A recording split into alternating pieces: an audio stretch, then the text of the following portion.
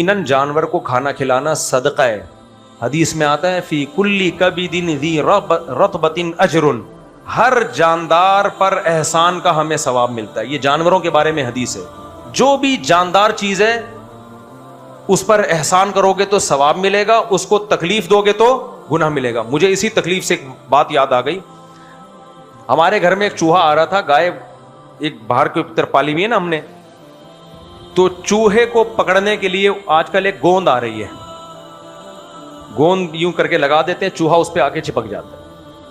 اچھا, میں جب صبح اٹھا ہوں تو مجھے فوراً آواز آئی کہ اس طرف نہیں جانا, یہاں پر چوہا پکڑا گیا ہے, ایسا نہ ہو کہ میرے پاؤں بھی آ جائیں.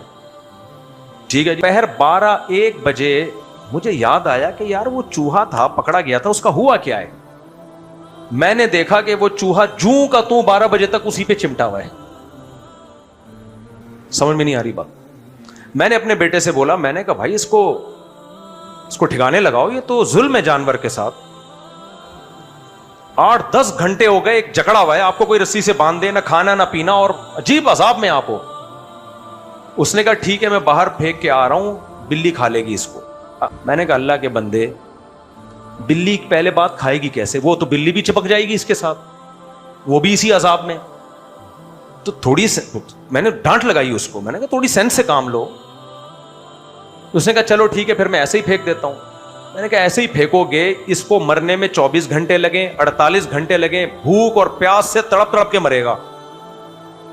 یہ گھر کا آپ نے وہ حدیث نہیں سنی کہ نبی نے فرمایا ایک شخص نے بلی کو باندھ دیا تھا, بھوکا پیاسا مارا ہے اس کو, اور اللہ نے اس کی ساری نیکیاں ضائع کر کے اس کو جہنم کی آگ میں ڈالا. ایک عورت نے بلی کو مارنے کی وجہ سے. آپ کہہ سکتے ہو وہ بلی تھی, یہ چوہا ہے بھائی, بلی بھی ہمارے کام کی نہیں تھی, چوہا بھی نہیں. بات یہ نہیں ہے کہ بلی کو مار رہے ہو یا چوہے کو مار رہے ہو, بات یہ کہ بھوکا پیاسا رکھ کے عذاب کے ساتھ مار رہے ہو, تو یہ مارنا بھی قیامت کے دن آپ کے گلے پڑے گا. تو بھائی یہ حرام ہے, ناجائز ہے. سمجھ میں آ رہی ہے بات. تو میں نے پھر کیا کیا, اس چوہے کا سر بڑے سے اینٹ سے ایک دم سے کچل دیا تاکہ مر جائے فوراً, پھر جو ہوتا رہے گا ہوتا رہے. تو بھائی چوہا ہو, بلی ہو, کوئی بھی جانور ہو, ہمیں نقصان دے رہا ہے اس کو مار سکتے ہیں. مارنے کا طریقہ وہ اختیار کیا جائے گا جس میں تکلیف کم سے کم ہو. کسی کو بھی عذاب دینے کی ہمیں اجازت نہیں ہے. آپ تھوڑی دیر کے لیے اپنے آپ کو باندھ لیتے ہیں نا, وہاں پہ اپنے آپ کو باندھ لیتے ہیں, حس تو ہوتی ہے جانوروں میں بھی.